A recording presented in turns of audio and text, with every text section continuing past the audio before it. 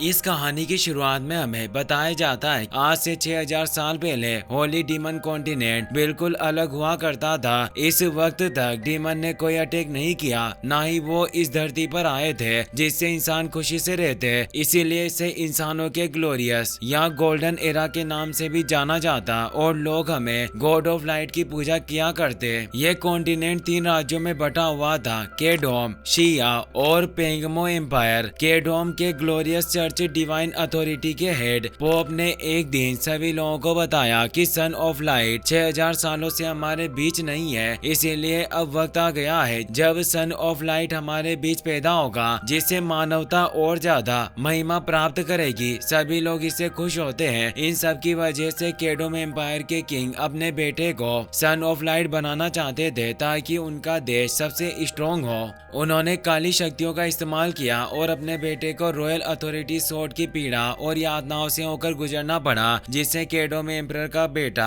पेलुओ एक नकली सन of light बना जिसके पास जन्मजात 91 एनर्जी पॉइंट्स थे, जिसे सभी लोग अब उसे ही सन ऑफ लाइट मानने लगे और उसके सामने सर झुका लिया। केडोम एम्परर ने सभी राज्य में भी ये संदेश भिजवा दिया कि एम्परर केडोम का बेटा पेलुओ सन ऑफ लाइट है और इन सब की वजह से केडोन एम्पायर ग्लोरियस एरा के वक्त दुनिया का सबसे स्ट्रॉन्गेस्ट नेशन बन गया और जल्दी ये खबर पूरे कॉन्टिनेंट में फैल गई। पेगमो एम्पायर तक भी ये खबर पहुंच गई। पेगमो के राजा और रानी को जब ये पत्र मिला तो हैरान रह गए, क्योंकि उनका बेटा हीलाइकस असली सन ऑफ लाइट था जो 100 जन्मजात स्पिरिचुअल एनर्जी के साथ पैदा हुआ था। पर उन्होंने ये बात सभी से छिपाई थी ताकि हीलाइकस को ज्यादा खतरों का सामना न करना पड़े। हीलाइकस को गॉडेस लाइट के द्वारा चुना गया था, पर इलेक्ट्रोलक्स को अपनी खुद की क्रिएशन बनना काफी पसंद था। पर उसके पिता का स्वास्थ्य काफी बुरा था, उन्हें बचपन से ही एक बीमारी थी। वो उसे कहते हैं कि इलेक्ट्रोलक्स तुम काफी ज्यादा स्ट्रॉन्ग बनोगे, पर अभी मुझे अपने पेंगबो की रक्षा करने के लिए कुछ कदम उठाने होंगे। हमें जिया डायनेस्टी के साथ अलायंस बनाना होगा, जिससे ही हम उस केडोन एम्पायर का सामना कर सकते हैं। इसीलिए वो जिया राजवंश के साथ जुड़ गए। जिया राजवंश के किंग की बेटी फुलुओ थी, जिसकी एंगेजमेंट हीलाइकस के साथ तय कर दी गई थी। पर फुलुओ बचपन से ही जिया राजवंश की राजगद्दी को हासिल करने का ख्वाब देखती। एक दिन हीलाइकस अपने 2 शाही गार्ड डीलून और यिंगजियो के साथ एक रेस कर रहा होता है। उसमें यिंगजियो और डीलून अपने मैजिक से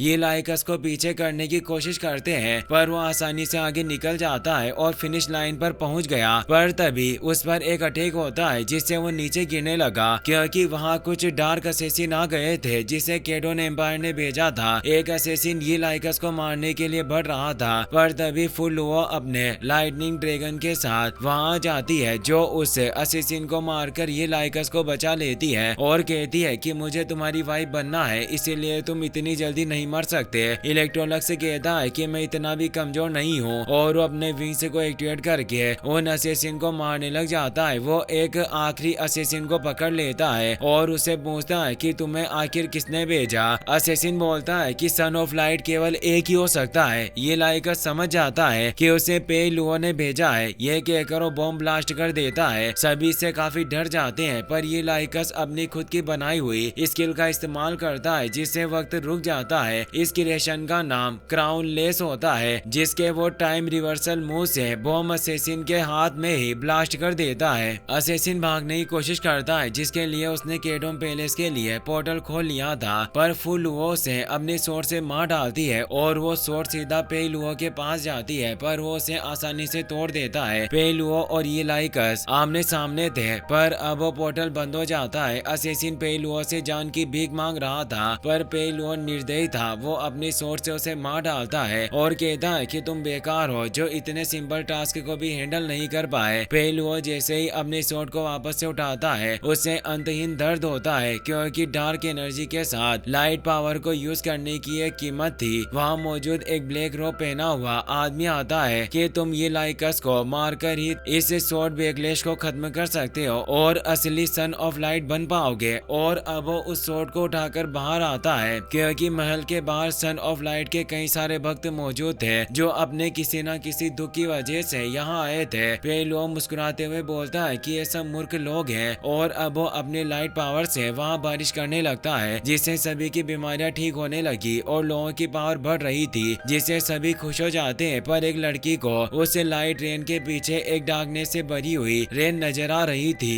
क्योंकि ये असली में एक डार्कनेस पावर थी जिससे पे लुओ इन सभी लोगों को अपना होस्ट बना रहा था, क्योंकि ऐसा करने से वो अपने बेगलेश के बाहर को इन लोगों के साथ साझा कर सकता था। वही हम पेगमो राज्य में ये लाइकस और फुलुओ को देखते हैं। फुलुओ बताती है कि आज रात हमारी इंगेजमेंट होगी, क्योंकि दोनों एम्पायर ने डिसाइड किया था कि अलायंस बनाने के लिए एक रिलेशन में बन जाए ताकि वो मिलकर केडोम की सेना का सामना कर सके। फुलुओ कहती है कि तुम हमेशा आसमान की तरफ देखते रहते हो, क्या तुम मुझे पसंद नहीं करते? ये लाइकस कहता है कि हम आज ही मिले हैं, इसीलिए इतनी जल्दी इंगेजमेंट होना मुझे ठीक नहीं लग रहा। वो कहती है कि हम जीवन भर साथ रहने वाले हैं, जिससे शायद तुम मुझसे डरे हुए हो। ये लाइकस कहता है कि मैं सभी तरह की चुनौतियों का सामना करने के लिए हमेशा तैयार रहता हूँ। और अब उन दोनों की इंगेजमेंट होने की रस्म शुरू हो जाती है, जिसमें वो दोनों अपने लेफ्ट हाथ में कट लगाकर प्यार का एक वचन लेते हैं कि हम दोनों अब से साथ रहेंगे,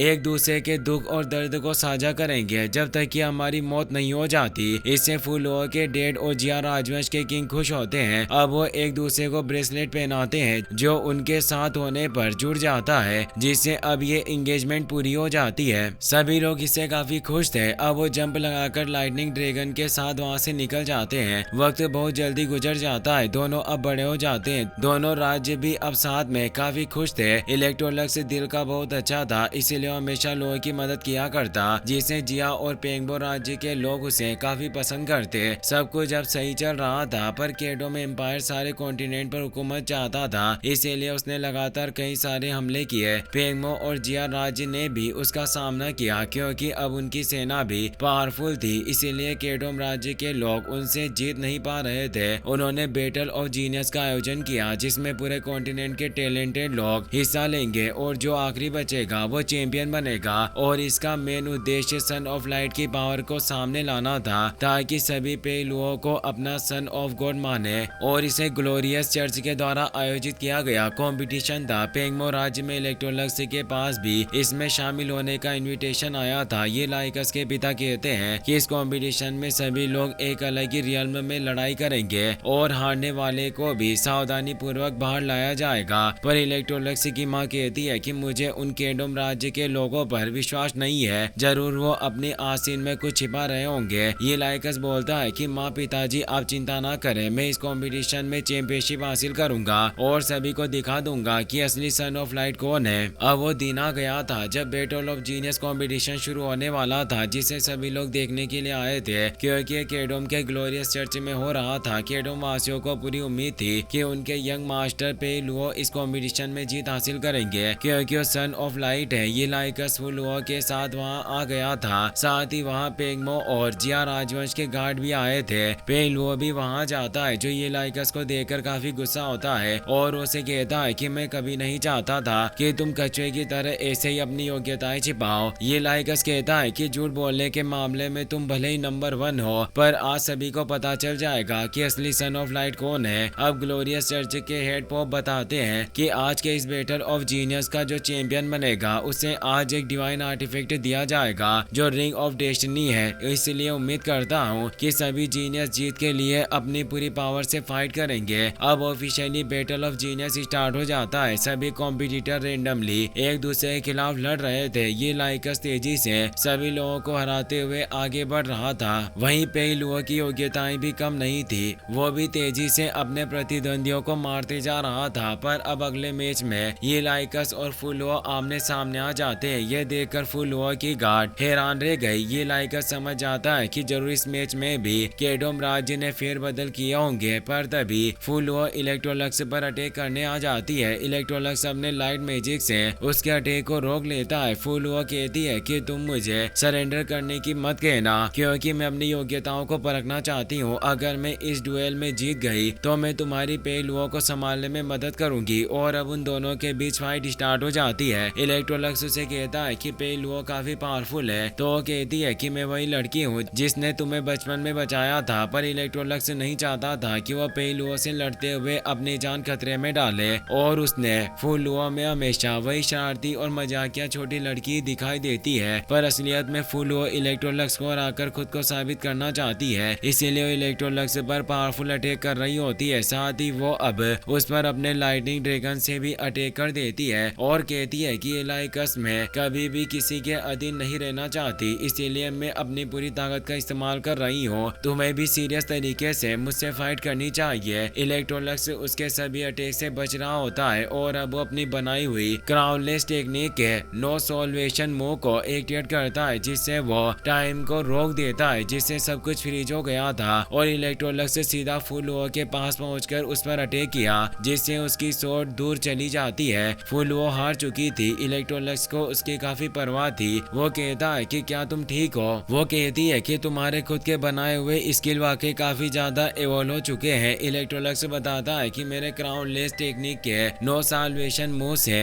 मैं डोमेन बना सकता हूँ, जिससे टाइम को कंट्रोल किया जा सकता है और इसकी लगातार प्रैक्टिस की वजह से अब मैं पूरे स्पेस को भी कंट्रोल कर सकता हूँ। फुल वो कहती है कि इलेक्ट्रोलक्स तुम वाकई शानदार हो, पर अपने मंगेतर से हारना कोई शर्म की बात नहीं है। अब तुम्हें पेलुओं से फाइट करनी है, इसीलिए तुम्हें काफी संभल कर रहना होगा। वो तुम्हें धोखा भी दे सकता है। अब फुल वो बाहर आ जाती है, जहाँ उसकी गार्ड कहती है कि आपका पति वाकई काफी शानदार है और सभी इलेक्ट्रोलक्स की जीत से काफी खुश थे। पर तभी अचानक स्क्रीन बंद हो जाती है और सभी इलेक्ट्रोलक्स और पेलुओं की फाइट नहीं देख सकते थे। सभी काफी परेशान थे, पर पॉप सभी को शांत रहने को बोलता है और बताते हैं कि मेरा ग्लोरियस चर्च गारंटी देता है कि सभी सुरक्षित बाहर आ जाएंगे और जो विजेता होगा उसे इस रिंग ऑफ डेस्टिनी के द्वारा चुना जाएगा और वही इस बैटल ऑफ जीनियस का चैंपियन होगा। पेलुओं ने धोखे से प्रोजेक्शन को बंद करवाया था, क्योंकि उसने अपने असैसिन से ये लाइकस पर अटैक कर दिया था। इलेक्ट्रोलक्स उनसे फाइट करता है और वो बड़ी आसानी से उन सभी को खत्म करने लगा। वो सभी 8वें लेवल के 10 असैसिन होते हैं, इसीलिए इलेक्ट्रोलक्स कहता है कि पेलुओं वाकई तुम एक सांप की तरह हो जो अपनी फितरत नहीं बदलता।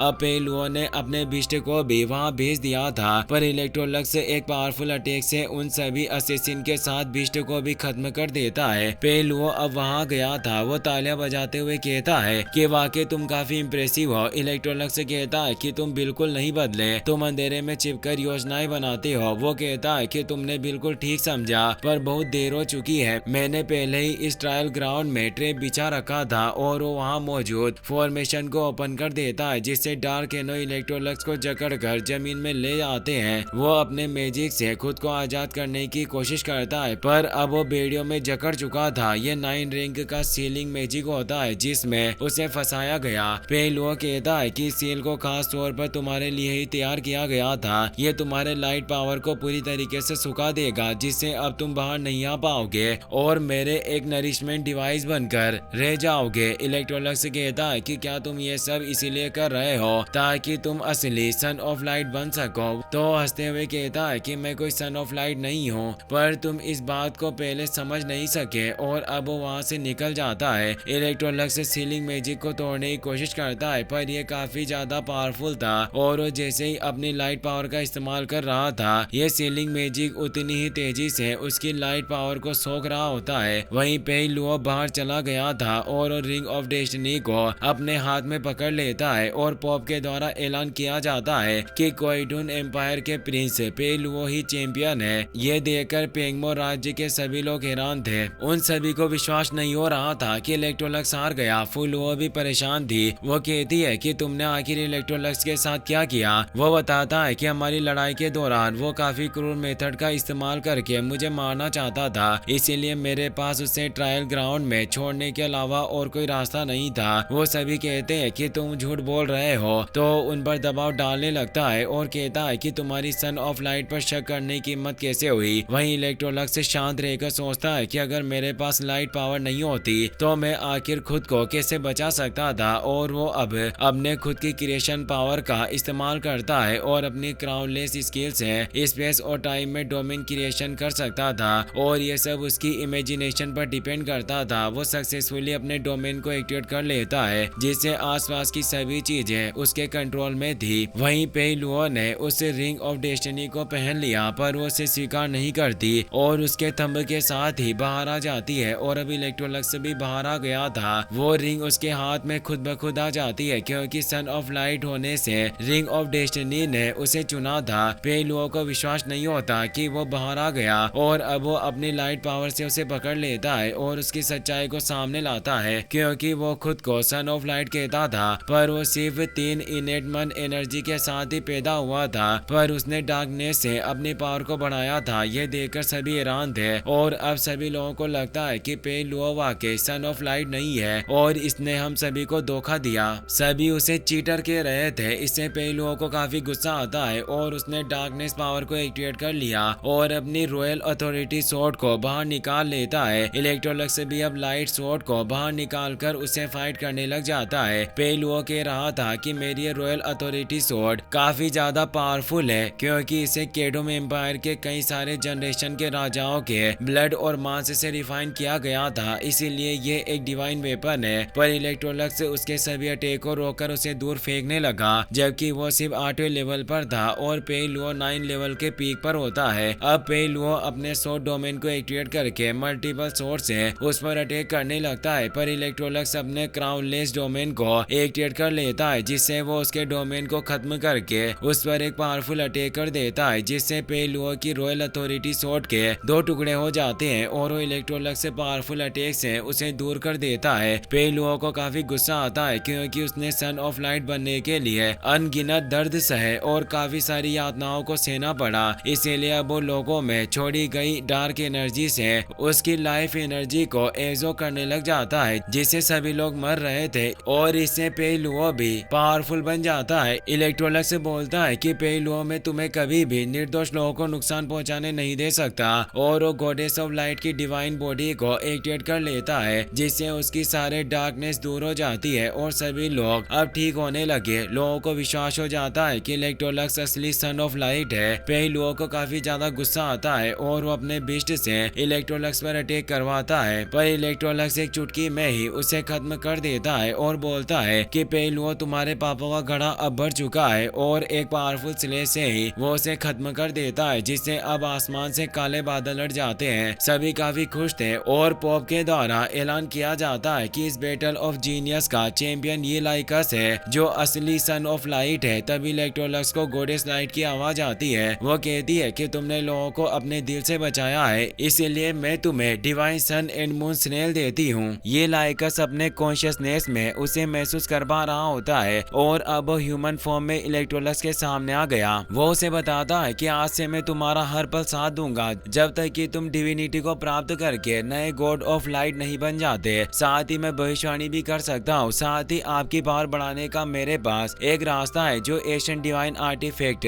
ग्रेट टर्टल शेल टेक्निक है, जो एक शक्ति है जिसकी देवता भी चाहत रखते हैं और देवताओं ने कई बार इसके लिए युद्ध किया, जिससे भयानक लड़ाई हुई थी। पर ये ग्रेट टर्टल शेल टेक्निक किसी के हाथ नहीं आई, पर मैंने इस टर्टल शेल टेक्निक को खोजने के लिए अपनी भविष्यवाणी की ताकत का इस्तेमाल किया। इस टेक्निक की ताकत इतनी महान थी कि मुझे अपनी भविष्यवाणी की एक आंख को कुर्बान करना पड़ा और मैंने अपनी भविष्यवाणी की ताकत का आधा हिस्सा खो दिया। पर मैंने उस ग्रेट टर्टल शेल टेक्निक के साथ तुम्हारे भाग्य को देखा, इसीलिए इलेक्ट्रोलक्स वो ग्रेट टर्टल शेल टेक्निक तुम्हारा इंतजार कर रही है। इलेक्ट्रोलक्स इससे खुश होता है और वो सोचता है कि अब मुझे वापस पेंगमो लौटने की जरूरत नहीं है। अब वो अपने कॉन्शियसनेस से बाहर आ जाता है। ग्लोरियस चर्च के सभी लोग सन ऑफ लाइट को देखकर काफी खुश थे और पॉप भी इलेक्ट्रोलक्स को बताते हैं कि इलेक्ट्रोलक्स मैं तुम्हारा तहे दिल से शुक्रिया करता हूँ। तुम्हारी वजह से मेरा ग्लोरियस चर्च अंधकार से बाहर निकल पाया और अब तुम सन ऑफ लाइट होने की वजह से हमारे ग्लोरियस चर्च के नेक्स्ट सक्सेसर हो गए। इसीलिए तुम्हें अब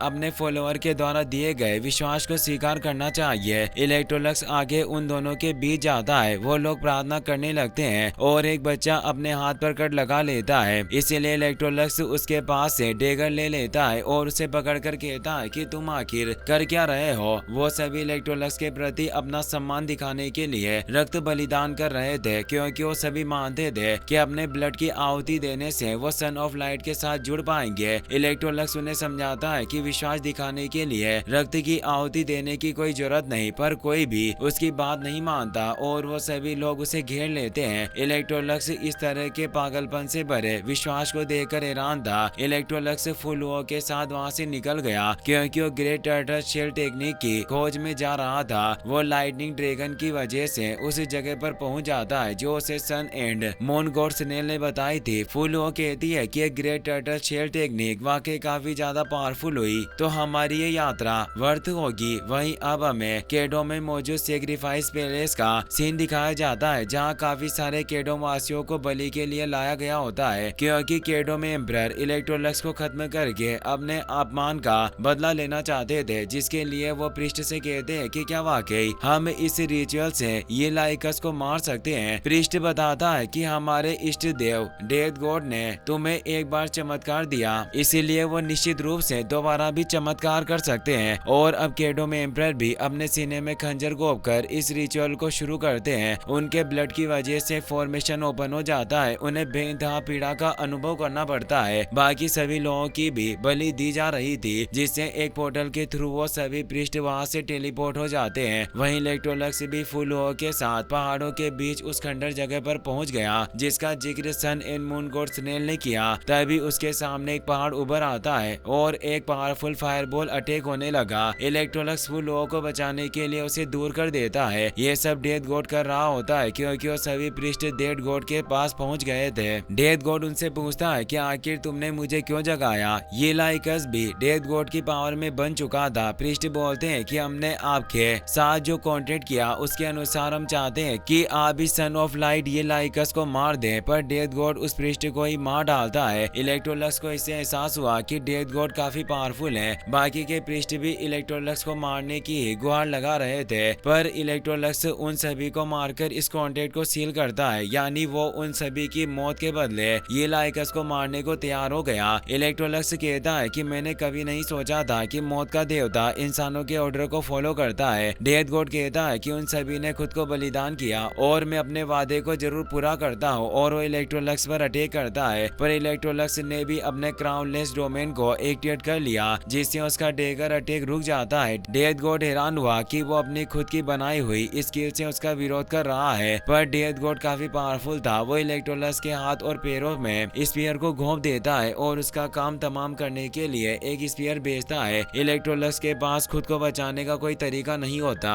और वो sun and moon god snail को बाहर बुला लेता है, जो उस स्पीयर को रोकने लगता है। इन सब के बारे में सन एंड मून स्नेल ने उसे पहले ही चेतावनी दे दी थी कि ग्रेट टर्टल शेल टेक्निक को प्राप्त करने के लिए तुम्हें मौत का सामना करके अपने साहस और ताकत का परीक्षण देना होगा। और ये एक तरह की भविष्यवाणी थी जो सच हुई, और अब वक्त आ गया था जब इलेक्ट्रोलक्स इस ग्रेट टर्टल शेल टेक्निक को प्राप्त कर सकता था। इसीलिए सन एंड मून गॉड स्नेल उसे अपनी पावर से ग्रेट टर्टल शेल टेक्निक के स्पेस में भेज देता है। इलेक्ट्रोलक्स उस जगह को देखकर हैरान हुआ। उसे उस क्यूब जैसी जगह में कोई नजर नहीं आ रहा होता, पर तभी उसे आवाज आती है कि लाइकस, तुमने इस जगह पर आने की गाइडेंस को फॉलो किया। क्या तुम जानना चाहते हो कि ग्रेट टर्टल शेल टेक्निक प्राप्त करने की लागत क्या होती है? वहाँ टर्टल शेल की 3 गार्डियन मौजूद थे, जो लिटिल गार्डियन, यंग गार्डियन और ओल्ड गार्डियन होती है, जिनके अंदर ही ग्रेट टर्टल टेक्निक की पावर समाई थी। और उस जगह पर ये लाइकस के कई सारे क्लोन क्रिएट हो गए थे, जिन्हें मारकर वो ये लाइकस को दर्द पहुंचा रही थी। इलेक्ट्रोलक्स सोचता है कि क्या ये ट्रायल स्टार्ट हो चुका है। लिटिल गार्डियन उसे बताती है कि तुम्हारा सामना डेथ गॉड से हो रहा है, और अगर तुम उसे मारना चाहते हो तो उसका तरीका बिल्कुल तुम्हारे बगल में ही है, बस तुम्हें उसे समझना होगा। केवल एक गॉड ही एक दूसरे गॉड को मार सकता है। पहली बार जब फर्स्ट सन ऑफ लाइट का जन्म हुआ था, तब वो sun and moon god snail को खाकर डिवाइन ड्रैगन में तब्दील हुआ, और दूसरा son of light sun and moon god snail को खाने के बाद गॉड ऑफ ग्लोरी बना, और तुम तीसरे सन ऑफ लाइट हो, इसीलिए तुम भी सन एंड मून गॉड स्नेल को मारने के बाद उसे खाकर तुम्हें वो शक्ति मिलेगी जिससे तुम देवताओं से भी परे हो, और तुम डेथ गॉड का सामना कर पाओगे। ये लाइकस हैरान रह गया कि उसे डिवाइन स्नेल को मारना होगा। सन एंड मून गॉड स्नेल भी वहीं बंधा हुआ था। ऐसा बताया जाता है कि सन एंड मून गॉड स्नेल और सन ऑफ लाइट का भाग्य जुड़ा हुआ है, और सन एंड मून गॉड स्नेल को मारकर ही सन ऑफ लाइट अपनी ट्रू पावर को जागृत कर पाएगा। और वो तीनों गार्डियन लाइकस को स्नेल को मारने के लिए उकसा रही होती है कि यही तुम्हारा भाग्य है, पर इलेक्ट्रोलक्स उसे नहीं मारता और एक गार्डियन को पकड़कर कहता है कि दुर्भाग्य की बात है कि मैं भाग्य में विश्वास नहीं रखता, मैं केवल खुद पर विश्वास करता हूँ, और अब तुम्हारा ये ट्रायल यही खत्म होता है। गार्डियन खुश होती है कि उसने ट्रायल को पास कर लिया। वो वहाँ से गायब हो जाती है और आगे जाकर उसे बोलती है कि तुम किसी भी इच्छा के बिना गॉड नहीं बन सकते। ये लाइकस बोलता है कि क्या great turtle shell technique god से संबंधित है, और क्या सिर्फ इसे गॉड ही हासिल कर सकते हैं? तो लिटिल गार्डियन भी वहाँ जाती है। वो कहती है कि ऐसा बिल्कुल भी नहीं है। Great turtle shell technique unique existence प्रदान करती है, यानी तुम्हारे पास एक अलग ही अस्तित्व होगा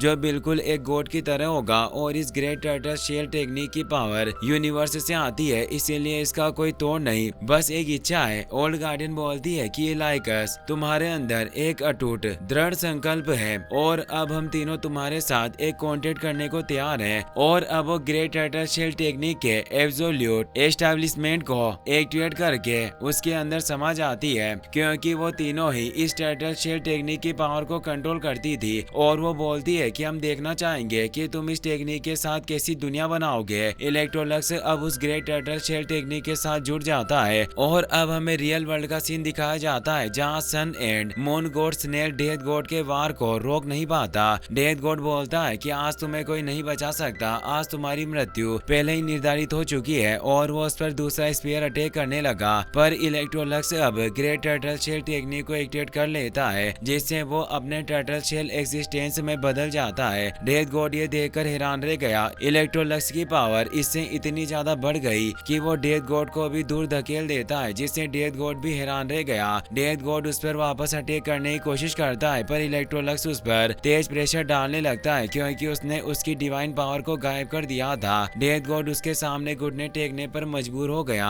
इलेक्ट्रोलक्स कहता है कि तुम मेरे होते हुए कभी दूसरे के भाग्य में दखल अंदाजी नहीं कर सकते। और अब वो डेथ गॉड को अपने टर्टल शेल के अंदर फंसाने लगता है। डेथ गॉड बोलता है कि तुम सिर्फ एक तुच्छ इंसान होने के बावजूद एक गॉड को ऑर्डर देना चाहते हो, पर वो कुछ नहीं कर पाता और उस टर्टल शेल के अंदर बंद हो जाता है। वहीं हम फुलुओ को देखते हैं, जिस पर पहाड़ से गिरने वाले फायरबॉल से अटैक हो रहे होते हैं, पर अब इलेक्ट्रोलक्स सामने आकर उसे बचा लेता है। फुलुओ इलेक्ट्रोलक्स के दूसरे रूप को देखकर हैरान होती है। इलेक्ट्रोलक्स बोलता है कि मुझे माफ करना कि मुझे आने में देर हो गई, और वो अपनी मुट्ठी से ही उस फायरबॉल को खत्म कर देती है। फुलुओ इलेक्ट्रोलक्स को जिंदा देखकर काफी खुश थी। इलेक्ट्रोलक्स बताता है कि मैंने ग्रेट टर्टल शेल टेक्निक को प्राप्त कर लिया है, और अब वो दोनों वहाँ से निकल जाते हैं। फुलुओ उससे पूछती है कि क्या वाकई तुम्हें ग्रेट टर्टल शेल टेक्निक मिली है, तो उसे बाहर निकाल कर दिखाता है। फुलुओ भी उसे हासिल करना चाहती थी, इसीलिए वो भी उसके ट्रायल के लिए गई, पर उसे रिजेक्ट कर दिया गया। वो इस बारे में इलेक्ट्रोलक्स को नहीं बताती, पर उसे तेज झटका लगा था, इसीलिए ये लाइकस उसे कहता है कि ये ग्रेट टर्टल शेल टेक्निक कोई आम टेक्निक नहीं जिसका हर कोई इस्तेमाल कर सके। इसके इस्तेमाल करने की लागत सामान्य लोग वह नहीं कर सकते। फुलुओ थोड़ी दुखी हुई, पर वो इस बात को टालने के लिए कहती है कि अब वक्त आ गया है जब हमारी शादी होने वाली है। इलेक्ट्रोलक्स कहता है कि हमारी शादी काफी धूमधाम से होगी। फिर दिखाया जाता है कि अब उन दोनों की शादी होने में कुछ ही घंटे शेष रह गए थे। फुलुओ गॉडेस लाइट के टेम्पल में आई हुई थी, तभी वहाँ उसके डैड आते हैं और बताते हैं कि तुम्हारी शादी के बाद में इस जिया राजवंश के सिंहासन को ये लाइकस को सौंपना चाहता हूँ। यह सुनकर फुलुओ हैरान रह गई और कहती है कि आपने तो प्रॉमिस किया था कि मैं ही जिया एम्पायर की नई रूलर बनूंगी। वो बताते हैं कि जब मैंने तुम्हें कहा था उस वक्त के हालात अलग थे, हमारे राज्य को एक अच्छे राजा की जरूरत है, इसीलिए तुम्हें भी ये लाइकस की इस राज्य को चलाने में मदद करनी होगी ताकि हमारे एम्पायर को बेहतर बनाया जा सके। पर वो टोकते हुए बोली कि पापा मैं बचपन से ही जिया राजवंश की रूलर बनने का सपना देखते आई हूँ, आप मेरे सपनों पर पानी कैसे फेर सकते हो। पर राजा उसकी नहीं सुनते और कहते हैं कि तुम्हें अपने पिता के अरेंजमेंट का ही पालन करना होगा। वहीं अब हमें पेंगमो राज्य का सीन दिखाया जाता है, जहाँ आज इलेक्ट्रोलक्स और फुलुओ की शादी होने से पेंगमो और जिया एम्पायर की सारी प्रजा काफी खुश थी। इलेक्ट्रोलक्स ने बचपन से ही सभी की मदद की, जिससे सभी उसे चाहते थे और उसके लिए उपहार लाए होते हैं। इलेक्ट्रोलक्स सभी के उपहार को स्वीकार करता है और उनका शुक्रिया अदा करता है। तभी पेंगमो के राजा रानी उसे बताते हैं कि इलेक्ट्रोलक्स हमने तुम्हारी शादी से पहले तुम्हारे लिए एक गिफ्ट तैयार किया,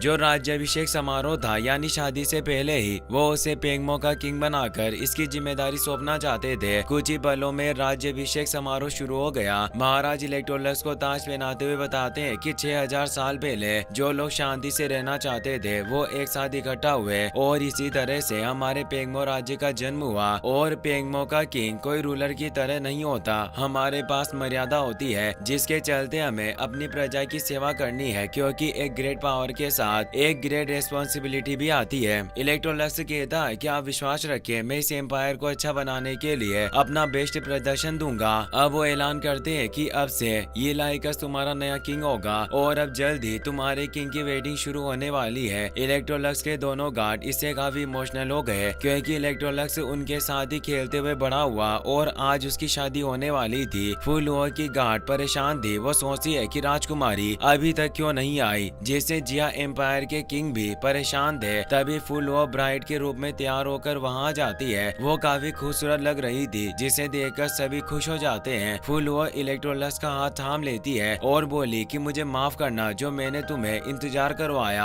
आसमान में कई सारे कोंगमिंग लालटेन को छोड़ा जाता है। इस शादी का प्रतिनिधित्व ग्लोरियस चर्च कर रहा था। प्रीस्ट बताते हैं कि तुम दोनों को शादी की एक शपथ लेनी होगी, फिर उसके बाद तुम अनंत काल तक एक दूसरे के साथ रहोगे। इलेक्ट्रोलक्स और फुलुओ शपथ लेते हुए कहते हैं कि हम गॉडेस ऑफ लाइट को और सभी लोगों को गवाह मानते हुए अब से हम हस्बैंड एंड वाइफ हैं। अब से हमारे रक्त और मांस एकजुट होंगे और हम एक दूसरे के सम्मान और शर्म को साझा करेंगे और कभी एक दूसरे को धोखा नहीं देंगे, ना ही एक दूसरे का साथ छोड़ेंगे जब तक कि हमारी मौत नहीं हो जाती। अब ऑफिशियली फुलुओ और इलेक्ट्रोलक्स हस्बैंड और वाइफ बन चुके थे। दोनों राज्य के लोग इससे काफी ज्यादा खुश थे और जश्न मनाना स्टार्ट कर देते हैं। इलेक्ट्रोलक्स फुलुओ से बोलता है कि आज से मैं तुम्हारी रेस्पेक्ट करूंगा और कोशिश करूंगा कि तुम्हें हमेशा खुश रखूं और तुम्हारी जिंदगी काफी मजेदार हो। ये कहकर उसने उसे गले लगा लिया। फुलुओ बोलती है कि क्या तुम इसका मतलब जानते हो कि हम दोनों इस बंधन से अलग नहीं हो सकते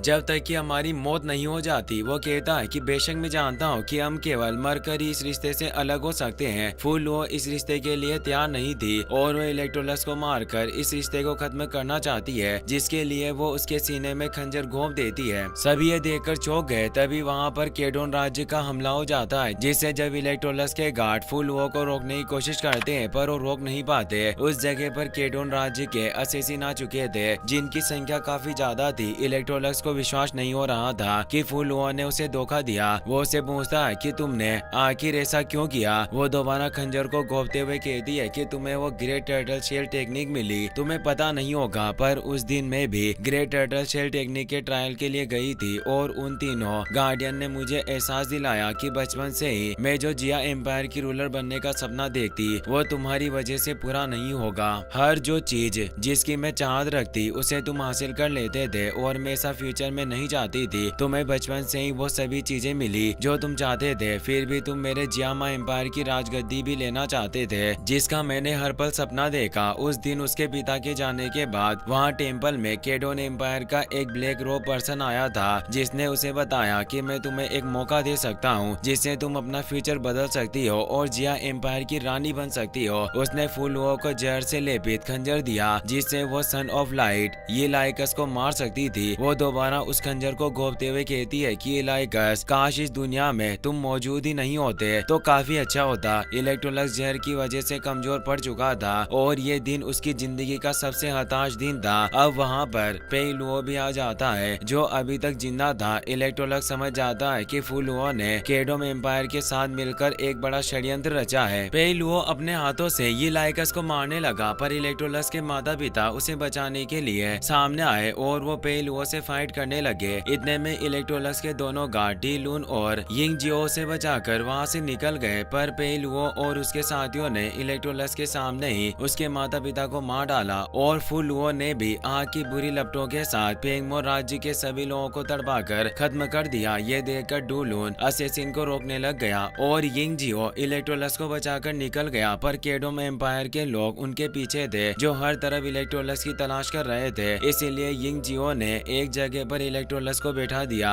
और वो असेसिन का ध्यान भटकाकर उसे दूर ले गया। इस दिन इलेक्ट्रोलक्स के सभी चाहने वाले केडोन एम्पायर के असेसिन के हाथों मारे गए। ये लाइकस के दोनों गार्ड और उसके माता पिता भी मारे गए। इलेक्ट्रोलक्स अपनी क्रूर मौत का सामना कर रहा होता है, पर तभी ग्लोरियस चर्च का वो छोटा लड़का इलेक्ट्रोलक्स के सामने आया जो ग्लोरियस चर्च के लोगों के साथ इलेक्ट्रोलक्स की मदद करने के लिए उसे अपने साथ ले गया। लग रहा था कि वो सन ऑफ लाइट की पूजा करते हैं इसीलिए वो उसकी मदद करेंगे, पर वो तीनों इलेक्ट्रोलक्स को एक चर्च में ले गए। वहाँ ग्लोरियस चर्च का हेड पोप पहले से ही केडोम एम्पायर के असेसिन फुलुओ और पेलुओ के साथ मिला हुआ था, क्योंकि ये सभी साजिश ग्लोरियस चर्च के पोप की थी। उसने ही बचपन से पेलुओ को लाइट पावर का इस्तेमाल करना सिखाया और एक फेक सन ऑफ लाइट बनाया। साथ ही फुलुओ को भी जिसने भड़काया था वो पोप ही था। दिया और उसने ही उसे इलेक्ट्रोलस को मारने का खंजर सौंपा। पोप उसे कहता है कि इलाइकस, तुम्हारी मौत के साथ ही मैं इस पूरे कॉन्टिनेंट पर राज करूंगा। तभी वो छोटा लड़का ही इलेक्ट्रोलस की पीठ में खंजर घोंप देता है और पोप के लंबी उम्र की प्रार्थना करता है। अब पेलुओ और बाकी सभी असेसिन एक एक करके इलेक्ट्रोलस के अंदर खंजर घोंपने लगते हैं, यहाँ तक कि फुलुओ भी वापस से इलेक्ट्रोलस के खंजर घोंपती है। पोप खुशी से जश्न मना रहा था। काफी ज्यादा खून बहने से इलेक्ट्रोलस नीचे गिर पड़ा। सन एंड मून गॉड स्नेल को भी सेम दर्द का अनुभव करना पड़ रहा था क्योंकि वो भी इलाइकस के साथ जुड़ा हुआ था। फिर दिखाया जाता है कि इलेक्ट्रोलस के पास रिंग ऑफ डेस्टिनी मौजूद थी जिससे वो एक अलग ही स्पेस में चला गया था क्योंकि वो अभी भी जिंदा होता है। उसने ग्लोरियस चर्च के लोगों के उसे ढूंढने से पहले ही सन एंड मून गॉड स्नेल की पावर से अपना एक क्लोन बनाया था जिसे ही उसने ग्लोरियस चर्च के साथ भेजा। इस वक्त से वो अभी भी जिंदा था और वो उस स्पेस के अंदर सभी मरे हुए लोगों को जिंदा करना चाहता था। उसे अपने माता पिता की याद आ रही थी। उसका अब इस दुनिया में कोई नहीं होता। वो सैकड़ों बार अपने पिता को जिंदा करने की कोशिश करता क्योंकि डेथ गॉड भी वही मौजूद था जिसकी पावर का वो इस्तेमाल करके लाशों की एनर्जी और अपनी खुद की क्रिएशन से उन्हें जिंदा करने की कोशिश कर रहा था, पर वो हर बार फेल हो जाता। हार ना मानते हुए वो दोबारा कोशिश कर रहा था। डेथ गॉड उसे बताता है कि तुमने सैकड़ों बार कोशिश की है, इसीलिए अब अपनी जीत छोड़ दो क्योंकि मरे हुए लोग कभी भी जिंदा नहीं हो सकते।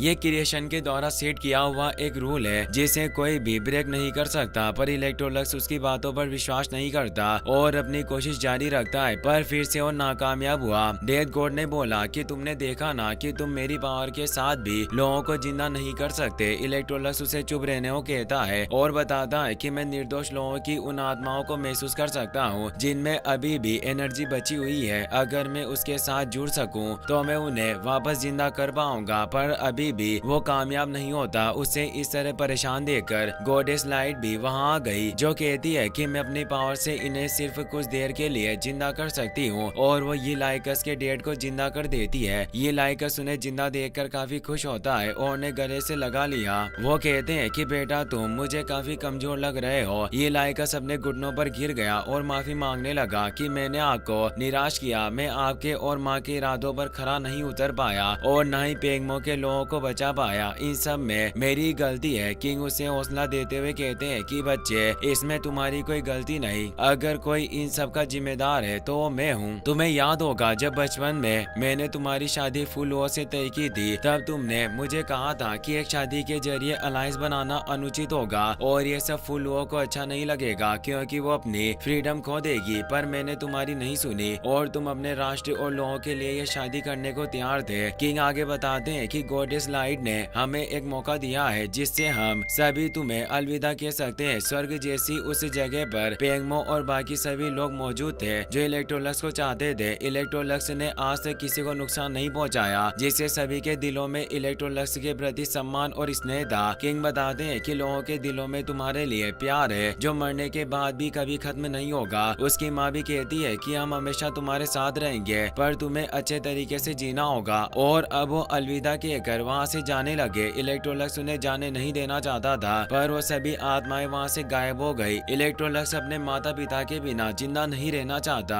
क्योंकि अब कोई नहीं बचा था जिसके लिए वो जिए, इसीलिए उसने जीने की उम्मीद छोड़ दी। गॉडेस लाइट ने उसे एक मौका दिया जिससे वो अपने पेरेंट्स को अलविदा कह सकता था, पर वो उनके बिना जीना नहीं चाहता। उसके अंदर जीने की कोई चाह नहीं बची। गॉडेस लाइट उसे कहती है कि तुम सन ऑफ लाइट हो, इसीलिए तुम्हारे पास अभी भी एक मिशन है क्योंकि अब पूरी इंसानी दुनिया एक युद्ध से भी काफी डरावने एरा का सामना कर रही है। वो पहले एक सन ऑफ लाइट हुआ करता था, पर उसने सभी को धोखा दिया और अब वो खुद को गॉड ऑफ ग्लोरी बता रहा है। उसने अपनी काली और अंधविश्वास की शक्तियों से अपनी एक आर्मी बनाई जिसमें मौजूद पृष्ठ पूरे कॉन्टिनेंट में मौजूद सभी लोगों की हत्याएं कर रहे हैं। अब तक शिया और पेंगमो एम्पायर के कई सारे लोग मारे गए। जिस किसी ने भी उनके खिलाफ आवाज उठाई उन्हें भी रास्ते से हटा दिया गया। पिछले 6000 सालों में जो कॉन्टिनेंट इतना विकसित हुआ वो अब एक ब्लड माउंटेन के रूप में बदल चुका है जहाँ चारों तरफ इंसानों की लाशें हैं, जिससे अब ये एक कॉन्टिनेंट नहीं रहा बल्कि पॉप का डोमेन बन चुका है जो नर्क से भी बदतर है। यहाँ ना तो बच्चे सुरक्षित है और ना ही महिलाएं, इसीलिए ये लाइकस तुम्हें ही अंधेरी दुनिया को फिर से ठीक करना होगा। डेथ गॉड बोलता है कि मैं तुम्हें अपनी ताकत उधार दे सकता हूँ ताकि तुम बदला ले सको, पर इलेक्ट्रोलक्स मना मना कर देता है और कहता है कि लाइट और डार्कनेस इनका कोई अर्थ नहीं है। अगर मैं खुद से बदला नहीं ले पाया तो मैं इस दुनिया का सबसे असहाय व्यक्ति रहूंगा।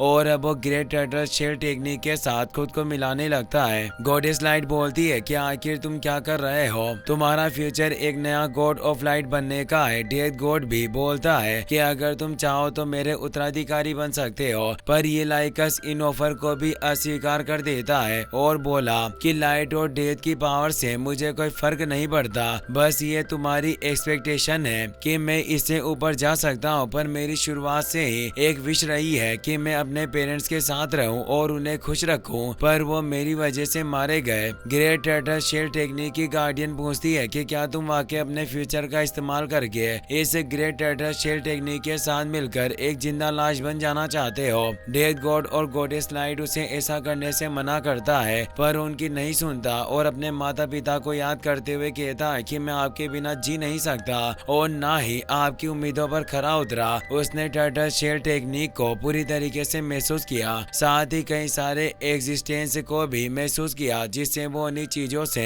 10,000 बार गुजरा जिन्होंने उसे दर्द पहुंचाया। और फिर उसने ग्रेट टर्टल शेल टेक्निक को अपनी खुद की क्रिएशन क्राउन लेस के साथ मर्ज कर लिया और एक सबसे चरम शक्ति वाले बपतिस्मे के बाद उसने अपनी सबसे ग्रेटेस्ट क्रिएशन की। अब वो एक जिंदा लाश बन चुका था और अपने इलेक्ट्रोलक्स फॉर्म में आ गया। उसके पास लाशों को जिंदा करने की काबिलियत थी, जिससे एक एक करके उन सभी लोगों की सोल को एक्टिवेट किया, जिससे उसे अपने खोए हुए पेरेंट्स और दोस्त वापस मिल चुके थे। उसने सभी को एहसास दिलाया कि अब इस दुनिया में मौजूद सभी दुखों की वजह से ही हम अजय बने हैं और अब मैं तुम सभी का मार्गदर्शन करूंगा ताकि पूरी दुनिया में युद्ध घोषित कर सकूं, जिससे हम अपने खून का बदला लेंगे। फिर दिखाया जाता है कि पोप के जो सैनिक अभी भी लोगों को मार रहे थे वो एक छोटी बच्ची और उसकी माँ को मारने लगते हैं। तभी वहाँ ये लाइकस की पावर से वो नष्ट हो जाते हैं और अब सभी मरे हुए लोग जिंदा लाश के रूप में वापस जागने लगे, जिससे पोप के सैनिक काफी डर गए। पर जिंदा लाशों ने उन्हें नोच नोच कर मार डाला। वहीं पेलुओ अपने महल में आराम से अपनी जिंदगी गुजार रहा था, पर अब वहाँ पर वो जिंदा लाशों की आर्मी आ जाती है। ये देखकर उन्हें मारने लगता है, पर काफी बार मारने के बावजूद भी वो लोग मर नहीं रहे थे। पेलुओ इससे काफी परेशान होता है कि इन्हें मारा नहीं जा सकता। तभी पूरा महल नष्ट हो गया। इलेक्ट्रोलक्स वहाँ आ चुका था, उसका प्रेशर इतना ज्यादा था कि वो पूरा महल ही ढह गया।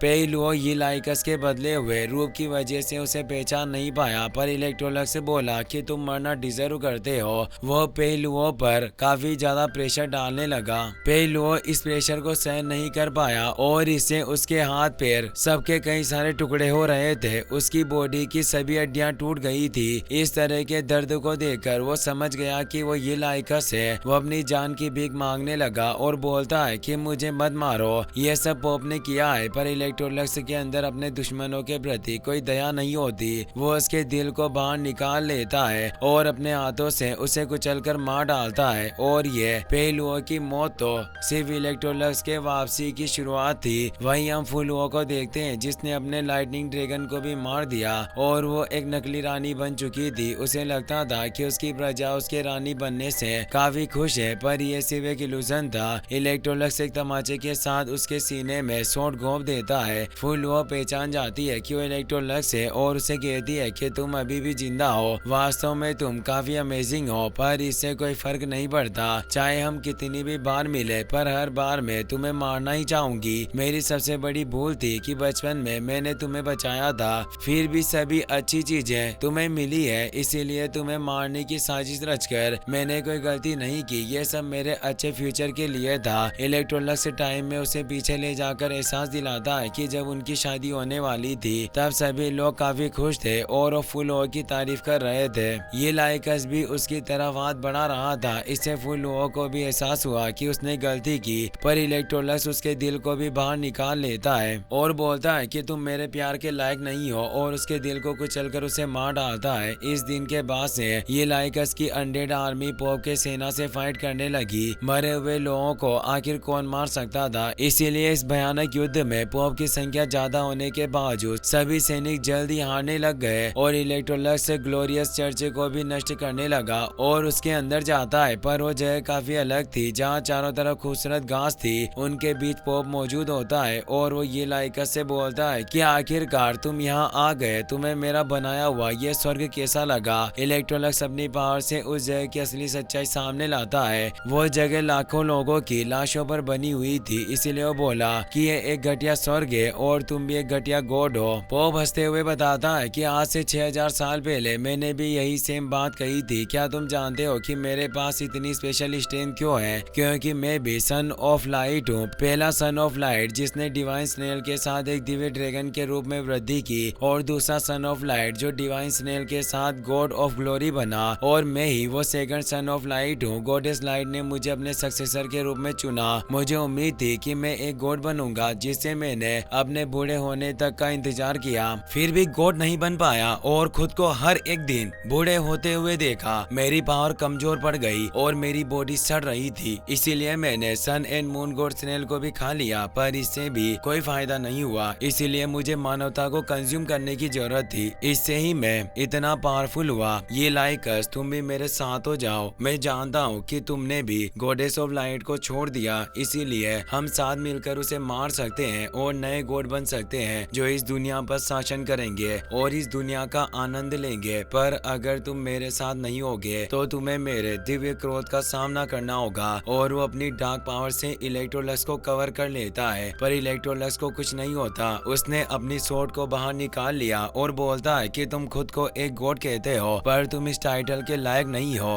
पॉप उस पर अपनी गॉड ऑफ फ्लोरी पावर के साथ अटैक करता है, पर इलेक्ट्रोलक्स ने आसानी से उसके अटैक को खत्म कर दिया और बोलता है कि जो खुद को भगवान मानता है वो कभी एक अच्छा इंसान और महान नहीं बन सकता। इसके साथ वो उस पर कई सारे अटैक्स करता है। पॉप का फॉर्मेशन नष्ट हो जाता है, इसीलिए वो इलेक्ट्रोलक्स को दबाने के ग्रेट सेलिब्रेशन को एक्टिवेट करता है। इलेक्ट्रोलक्स एक छोटी मुस्कुराहट के साथ इसे नष्ट कर देता है और बोला कि बड़े, तुम मेरे सर के एक बाल का भी कुछ नहीं बिगाड़ सकते। और वो अपनी मल्टीपल सोर्स से उस पर अटैक करने लग जाता है, जिससे पॉप को लड़ने में काफी प्रॉब्लम हो रही थी। और अब वो उन दोनों के बीच कॉम्बैट फाइट स्टार्ट हो गई। ये लाइकस आसानी से उसे पीछे धकेल रहा था और कहता है कि तुम काफी कमजोर हो, इसीलिए अब पॉप अपनी एवर लास्टिंग इमोर्टिलिटी को एक्टिवेट कर लेता है। इलेक्ट्रोलक्स कहता है कि तुमने खून के सागर और लाशों के पहाड़ बना डाले, क्या तुमने इन हजारों सालों में सिर्फ यही हासिल किया? पॉप कहता है कि भले ये नर्क हो, पर अब जब मैं दुनिया पर शासन कर सकता हूँ तो ये सब लायक होगा, और अब जब मैं तुम्हें भी मार दूंगा तब तुम भी इस बात को समझ जाओगे। और अब अपने असली डीमन रूप को एक्टिवेट कर लेता है और बोलता है कि मेरे पास वो सब कुछ है जो एक गॉड के पास होता है, और वो इलेक्ट्रोलक्स पर अटैक करने बना। पर इलेक्ट्रोलक्स कहता है कि मैंने पहले भी बताया कि तुम काफी कमजोर हो। अब उन दोनों के बीच फियर्स फाइट स्टार्ट हो जाती है, पर इलेक्ट्रोलक्स पॉप के अटैक को आसानी से रोक रहा था। पर तभी अचानक पॉप इलेक्ट्रोलक्स पर भारी पड़ने लगा और उसे बहुत ही बुरी तरीके से पीट कर उसे खाने लगता है, जिससे उसे लग रहा था कि उसने इलेक्ट्रोलक्स को खत्म कर दिया, पर असलियत में वो उसकी ही क्लोन बॉडी थी जो इलेक्ट्रोलक्स ने क्रिएट की थी। वो बोला कि काफी मजे कर लिए, अब तुम्हारे मरने का वक्त हो गया है, और वो उसके हाथ को पकड़कर उसके पेट में अपनी सोट को घोंप देता है। पॉप बोलता है कि आखिर मैं मर कैसे सकता हूँ, मैं गॉड ऑफ ग्लोरी हूँ, और वो उस सोट को ही तोड़कर उसे दूर कर देता है और अपनी पावर को बढ़ाने लगता है। इलेक्ट्रोलक्स वापस से उससे फाइट करने लगा और पीटते हुए कहता है कि जब मैं ये सोचता हूँ कि तुम भी एक सन ऑफ लाइट थे तो मुझे काफी घृणा महसूस होती, क्योंकि तुम जैसा कमीना आखिर सन ऑफ लाइट कैसे हो सकता था। इलेक्ट्रोलक्स उसे काफी ज्यादा पीट रहा था और उसे हर पल दर्द का अनुभव करवा रहा था और कहता है कि मेरी नजर में तुम सिर्फ एक कचरा हो, और वो अपनी क्राउन लेस टेक्निक के साथ उस पूरे प्लेनेट को ही नष्ट कर देता है जिस पर वो लड़ रहे थे। पर पॉप अभी तक मरा नहीं होता और वो कहता है कि लाइकस, वाकई तुम्हारी पावर काफी शानदार है, पर अब वो बाहरी दुनिया में मौजूद अपने अंध भक्तों के ब्लड को कंज्यूम करने लगता है और उनकी सारी जीवन शक्ति सोख लेता है। इससे उसने डिवाइन कोर्प्स अनिहिलेशन को एक्टिवेट कर लिया, जिससे जाइंट फायर बॉल क्रिएट हुई। वो बताता है कि इस पावर्स में क्रिएशन की पावर समाहित है। इस वक्त इलेक्ट्रोलक्स अपने पिता के शब्दों को समझ सका कि लोगों का जो उसके प्रति प्यार है वो कभी खत्म ना होगा, और ये प्यार ही उसे पावर देता है और अनंत काल तक उसके साथ रहेगा। जिससे अब वो अपनी लाशों की शक्ति का इस्तेमाल करते हुए उसकी पूरी आर्मी अब पॉप को मारने लग गई थी, जिससे वो बच नहीं पा रहा होता और उसे अंतहीन दर्द हो रहे थे। पर वो कहता है कि तुम चाहे कुछ भी कर लो पर मुझे मार नहीं सकते। इलेक्ट्रोलक्स कहता है कि क्या हुआ अगर मैं तुम्हें मार नहीं सकता, पर पर तुम्हें तबाह तो कर सकता हूँ। और वो अपने पावर से एक ब्लैक होल को एक्टिवेट करके उसकी टेक्निक को खत्म कर देता है, जिससे बाहरी दुनिया में मौजूद डिवाइन बॉडी भी नष्ट हो जाती है। पॉप बोलता है कि आखिर तुम मुझे कैसे मार सकते हो, मैं एक गॉड हूँ। वो उसे जमीन पर पटक देता है और उसकी बॉडी में तीर घोंप देता है ताकि वो उसे कैद कर सके। वो बोलता है कि मैं तुम्हें जैसे मूर्ख व्यक्ति को आगे बढ़ने नहीं दे सकता। तुमने इतने सारे निर्दोष लोगों को अपने मिशन के लिए बलिदान कर दिया, मैं आखिर इतनी आसानी से तुम्हें कैसे मार सकता हूँ। तुम यही रहोगे और एंडलेस दर्द का अनुभव करोगे। और वो मरे हुए लोग अब उसकी बॉडी को नोचना शुरू कर देते हैं, जिससे वो उसे मौत से भी बुरी यातना दे रहे थे। इलेक्ट्रोलक्स का बदला पूरा हुआ। फिर दिखाया जाता है कि इलेक्ट्रोलक्स ने सभी मरे हुए लोगों के टॉम बनाकर उन्हें श्रद्धांजलि दी थी। सन एंड मून गॉड स्नेल भी वहाँ मौजूद था। वो इलेक्ट्रोलक्स से बोलता है कि तुम सभी सोल को संरक्षित करने में कामयाब रहे, ऐसा आज तक कोई नहीं कर पाया। वास्तव में काफी असाधारण है, क्योंकि आज तक गॉड भी ये पावर अचीव नहीं कर पाए। ये लाइकस बताता है ऐसा इसलिए है क्योंकि मैं एक जिंदा लाश बनने को तैयार हूँ। सन एंड मून गॉड स्नेल पूछता है कि क्या तुम अब एक नई दुनिया का निर्माण करोगे। वो कहता है कि पहले की दुनिया काफी स्वार्थी और जेलेसी से भरी हुई थी। लोगों के अंदर लालच था और निरर्थक इच्छाएं थी, जिससे एक बड़ी आपदा का कारण बना। इसीलिए मुझे इंसानी दुनिया में कोई दिलचस्पी नहीं है, मैं बस अपने परिवार के साथ रहना चाहता हूँ। पर इस विश्वास के बाद इस दुनिया में फिर से जीवन पनपेगा, यह दुनिया फिर से विकसित होगी और खुद स्टेब्लिश होगी। फिर आखिर मुझे क्यों इसमें पार्टिसिपेट करना है। तो वो कहता है कि शायद किसी दिन मनुष्य कई पावरफुल दुश्मनों का सामना करेंगे, तब वो एकजुट होंगे। उस वक्त उन्हें तुम्हारी ताकत की आवश्यकता हो सकती है, क्योंकि तुम्हारे पास क्रिएशन लेवल की स्ट्रेंथ है। इलेक्ट्रोलक्स मुस्कुराहट के साथ कहता है कि उस वक्त हम देखेंगे कि जो लोग मेरी मदद चाहते हैं वो इनके लिए वर्ती है या नहीं। अब सन एंड मून गॉड स्नेल की यात्रा समाप्त हो गई थी, इसलिए वो अब अगले सन ऑफ लाइट के इंतजार में वहाँ से चला गया ताकि उसके मिशन को पूरा करने में मदद कर सके। इलेक्ट्रोलक्स इसके बाद इस दुनिया से गायब हो गया। अभी वर्तमान में सभी लोग उसे बुरा मानते थे, पर असलियत में सच्चाई पूरी विपरीत थी। उसने दुनिया को बचाया और फिर टावर ऑफ इटर्निटी का निर्माण किया, जिससे हजारों सालों से सोया हुआ था। पर फिर आओचेन वहाँ पहुंचा और उसका सक्सेसर बना, और हम थ्रोन ऑफ स्टील में देख चुके हैं इलेक्ट्रोलक्स ने ही आओचेन को नई जिंदगी दी। इसी के साथ इलेक्ट्रोलक्स की कहानी यहीं खत्म हो जाती है। वीडियो पसंद आया हो तो अपने दोस्तों के साथ शेयर करना। Take care, good bye, thanks for watching.